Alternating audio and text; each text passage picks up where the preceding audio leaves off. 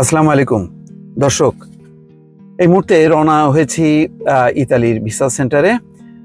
আজকে passport delivery দিবে, গতকালকে নোটিশ এসেছে। আমি আপনাদেরকে জানিয়ে রাখি যে গত 27শে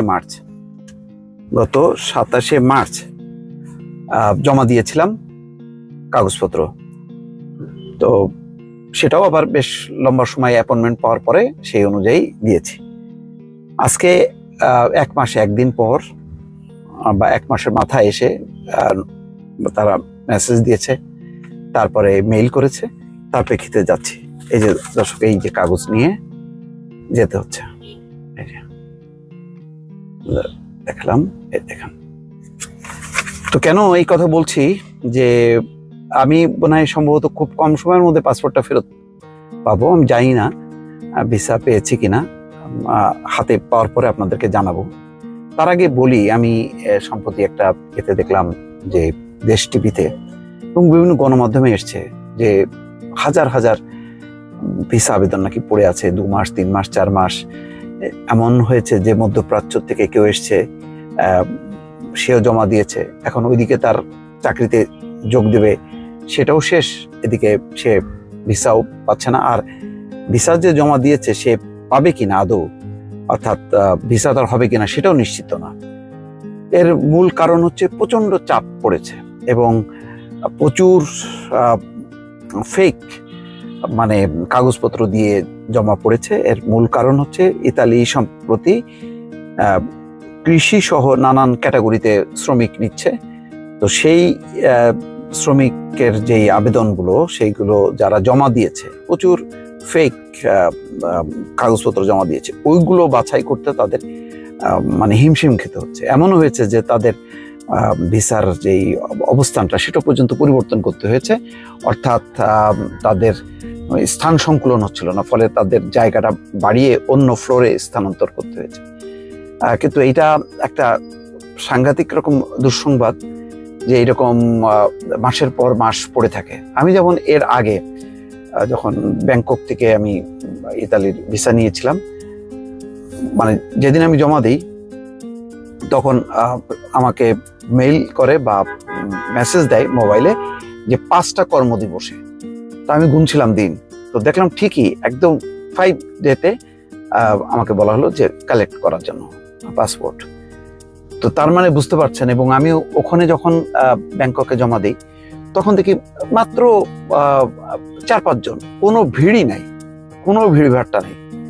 কিন্তু বাংলাদেশের চিত্র অন্যরকম। আমি যখন জমা দিতে যাই প্রচুর মানুষ, এবং আগে টোকন নিতে হয়, টোকেন নিয়ে তারপরে লাইনে দাঁড়াতে হয়। তো যাই হোক, ভাগ্য ভালো যে আমি প্রথম ভাগেই ছিলাম, সময়ের অনুযায়ী আমি দ্রুত সাবমিট করতে পেরেছি। কিন্তু লম্বা লাইন, মানে অকল্পনীয়। প্রচুর মানুষ ইতালিতে বাংলাদেশিরা বসবাস করে এবং অনেকের স্থায়ী কাগজপত্র হওয়ার পরে তার পরিবার যখন নিতে আসে তখন এই চাপটা পড়ছে। তো এখন সমস্যা হলো যে কিছু পরিস্থিতির জন্য আমরা দায়ী, এটা মানতে হবে। এর মূল কারণটা হলো যে ফেক যদি কাগজপত্র দিয়ে ডকুমেন্ট আমি জমা দেই তাহলে কি করার আছে? এতে তো আমাদের মানে ভাবমূর্তি নষ্ট হচ্ছে। যেখানে জমা হচ্ছে তারা সেগুলো যাচাই বাছাই করে সিদ্ধান্ত নিতে তাদের মানে হিমশিম খেতে হচ্ছে, কারণ তারা তো আর হাজার হাজার মানুষ নিয়োগ করতে পারে না তাদের এই কাজের জন্য। এখন আমাদের চাহিদা আছে, কিন্তু তাদেরও তো সীমাবদ্ধতা আছে।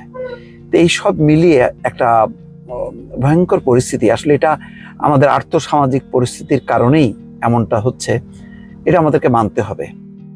যে কি পরিমাণ মানুষ উদ্গ্রীব যে কিভাবে দেশ ছাড়া যায়, কিভাবে ইউরোপে পাড়ি দেওয়া যায়, কিভাবে আমেরিকায়, কানাডায়, অস্ট্রেলিয়ায়, মানে যে যেভাবে পারছে যাওয়ার চেষ্টা করছে। বিশেষ করে তরুণ প্রজন্ম যারা যুবক বয়স আছে তারা চিন্তা করছে যে তাদের বয়স থাকতে থাকতে যাতে তারা পাড়ি দেয়। ফলে বৈধ অবৈধ নানাভাবে কিন্তু প্রতিনিয়ত ইউরোপ, আমেরিকা, অস্ট্রেলিয়া, কানাডা এইসব জায়গায় পাড়ি দিচ্ছে। কিন্তু যারা ভ্যালিড ডকুমেন্ট নিয়ে জমা দিচ্ছে তারা কিন্তু ভোগান্তিতে পড়ছে। ওই ফেক যে কাগজপত্র যারা জমা দিচ্ছে তাদের কারণে যাদের আসল কাগজপত্র আছে তারা কিন্তু মানে ভোগান্তিতে পড়েছে। যেমন আমি আমার বেশ আগেই যাওয়ার কথা, ভাবছিলাম যে ঈদের পরপরই আমি ব্যাংককে চলে যাব, সেখানে আমার ট্রিটমেন্টের ব্যাপার আছে। তো বাট আমি যেতে পারিনি, কারণ হলো যে কোনো সাড়া শব্দ নেই। আমি প্রতিদিন মেসেজ চেক করতাম, মেইল চেক করতাম, কিন্তু কিছুই আসছে না। তারপরে হঠাৎ করে আসলো। আমি ভাবছিলাম যে আমার পাসপোর্টটা আমি উঠিয়ে নেব, এমন অবস্থা যে আমার দরকার নেই, কারণ আমার ওই পাসপোর্টের মধ্যে শুধু আমি ব্যাংককে না, আমি ভাবছিলাম যেহেতু ট্রাভেল ব্লগ করি, আমি একটু সিঙ্গাপুরে যাব, তারপরে মালয়েশিয়া যাব, এবং এই 2 দেশের সিলও আছে, এবং সেটাও কিন্তু প্রায় 1.5 মাস বা 2 মাস মতো পার হয়ে গেছে, ওগুলোরও বেশি আর সময় নেই।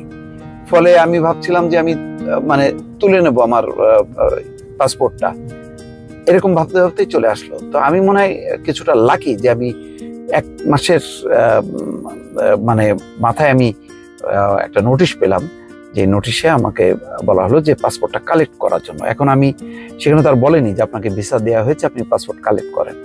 তো একটু চিন্তা করছি, যদি নাও দেয় আমি কিন্তু খুব একটা অখুশি হব না, কারণ আমার যে খুব ইউরোপে ঢুকতেই হবে এখন এমন কোনো প্রয়োজন নেই, বরং অনেক বেশি প্রয়োজন আমার আমেরিকায় যাওয়ার।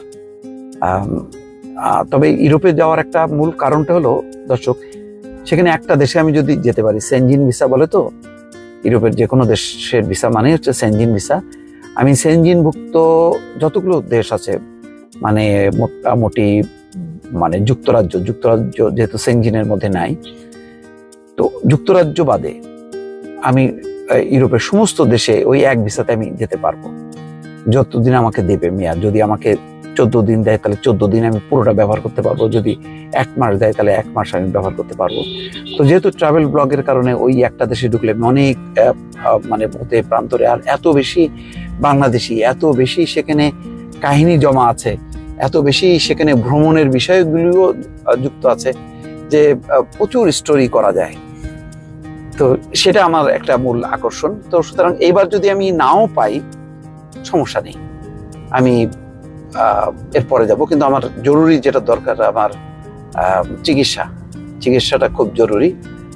ব্যাংকক থেকে বারবার ডাক্তার আমাকে কল দিচ্ছে যে আসার দরকার, কারণ আমার আবার টেস্টগুলো করানোর পরে ওষুধগুলো চেঞ্জ করাবে। তো এইসব মিলে আমার একটু যাওয়া দরকার। এখন তপ্ত রোদে এই সময়টা দেখেন দর্শক, আমি একটু প্রচন্ড রোদ বাইরে, এই যে কথা বলতে বলতে এই জাহাঙ্গীর গেটের সামনে চলে আসছি, বাইরে প্রচুর রোদ। সেই রোদটা আমি রক্ষা যে গাড়ির মধ্যে বসে বসে যাচ্ছি, কিন্তু বাইরে বোঝা যাচ্ছে কি পরিমাণ রোদের তাপ। এখন তীব্র তাপ প্রবাহ চলছে, হিট অ্যালার্ট যেটা, সেটা আরো 72 ঘন্টা বাড়ানো হয়েছে। তবে বলা হচ্ছে যে মে মাসের একদম এই যে মাস তো শেষ, সামনের মাসের একেবারে প্রথম দিকেই নাকি এই হতে পারে, বৃষ্টি নামতে পারে, তাপমাত্রাও কমবে। তো সেটাই রক্ষা, সেই কারণে আমাকে 5টার মধ্যেই যেতে হবে। আমি একটু লেটে রওনা দিয়েছি 3:30টার দিকে, তো আশা করি পৌঁছে যেতে পারবো সময় মতন। তারপরে দর্শক আপনাদেরকে জানাবো যে আমি পেলাম কিনা। দোয়া করেন যাতে পাই, কারণ আমার কাজগুলো খুব জরুরি। আমি তো এখন যেহেতু সোশ্যাল মিডিয়াতে কাজ করি, তো সুতরাং মানে একটা দেশে আমার মানে ভিসা পাওয়া মানে সেটা শুধু ঘোরার জন্য না, আমার হচ্ছে কন্টেন্টগুলো আমি তৈরি করতে পারি। তো সুতরাং সেটি মানে ত্বরান্বিত হবে সেই কাজটার। ফলে এখন আমার বিদেশে যাওয়াটা মানে শুধু ঘোরা না, একসময় ছিল ঘুরতে যেতাম, এখন কিন্তু আমার কাজের জন্যই যেতে হচ্ছে। তো দোয়া করবেন, আমি জানাবো দর্শক আপনাদেরকে পেলাম কিনা।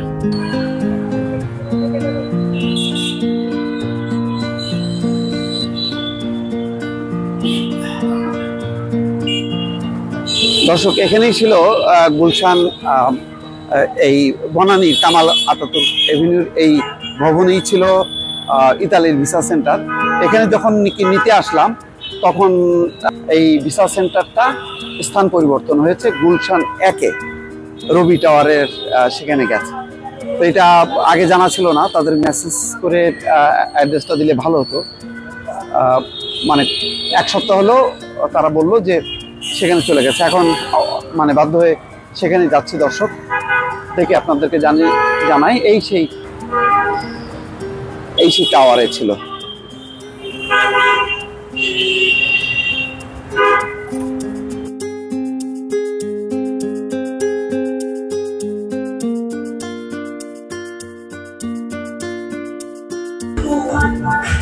দর্শক, শেষ পর্যন্ত পাসপোর্ট হাতে পেয়েছি।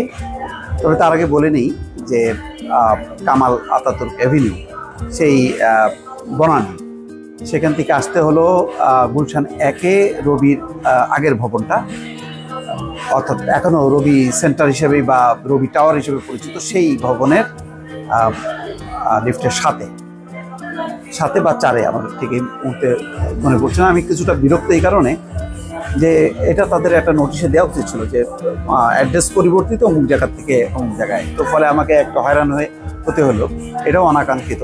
যাক, শেষ পর্যন্ত খুশির খবর হলো এই দর্শক, ভিসা তারা দিয়েছে। ইউরোপ এত বড়, তো সেই তুলনায় এইটা মানে খুব বড় না, লম্বা সময়ের ভিসা না।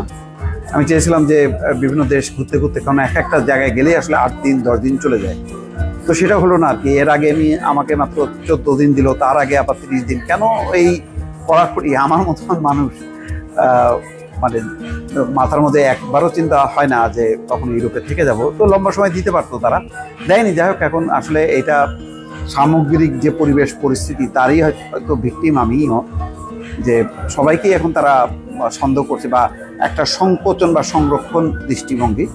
তো যাই হোক, শেষ পর্যন্ত পেলাম। হয়তো যেতে পারি, আবার হয়তো নাও যেতে পারি, হয়তো অল্প আমার মানে সফরটা সংক্ষিপ্ত করতে হবে যদি চাই আর কি। তো দর্শক, ঠিক আছে, আমি সব কিছুই দেখালাম আপনাদেরকে। তো নিশ্চয়ই আপনাদের যারা ইতালির ভিসা জমা দিয়েছেন তাদের কি অভিজ্ঞতা আমার কমেন্ট বক্সে আপনারা একটু করবেন, অনুরোধ করছি যে শেয়ার করবেন। আমি নিশ্চয়ই সেই শেয়ার আপনাদের মতামতগুলো আবার তুলে ধরবো। তো আমি নিজেও বলে রাখি, আমি 1 মাস 1 দিন পর পাসপোর্ট হাতে পেলাম, ভিসা পেয়েছি, এটাই যা সুখবর। ভালো থাকবেন, আল্লাহ হাফেজ।